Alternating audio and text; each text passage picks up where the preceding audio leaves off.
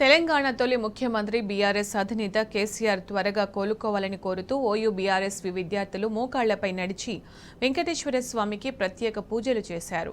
BRSV అధ్యక్షుడు లింగరాజు గౌడ్ ఆధ్వర్యంలో మోకాళ్లపై జూబ్లీహిల్స్లోని mini Tirupati Venkateswara స్వామి ఆలయం మెట్లు ఎక్కారు. గులాబీ పార్టీ అధినేత కేసీఆర్ త్వరగా కోలుకొని ప్రజాక్షేత్రంలోకి రావాలని స్వామివారికి పూజలు చేశారు.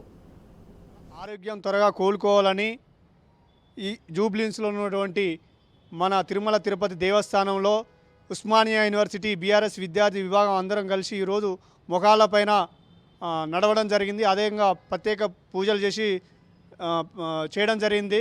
టెంపుల్లోని త్వరగా కోలుకొని ప్రజల మధ్యకి రావాలని మేము మనస్ఫూర్తిగా కోరుకుంటున్నాం. మన తెలంగాణ రాష్ట్ర తొలి ముఖ్యమంత్రి అయిన కేసీఆర్ సారు కిందపడి ఇంజూరీ కావడం జరిగింది.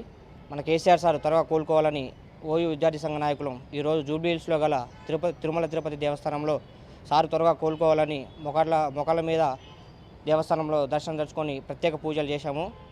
మన కేసీఆర్ సారు త్వరగా కోలుకొని మళ్ళీ వచ్చి మన అసెంబ్లీలో ప్రతిపక్ష నాయకులుగా ఉండి మన ప్రజల సమస్యలు తెలియజేయాలని ఆ దేవుని మనస్ఫూర్తిగా కోరుకుంటున్నాం.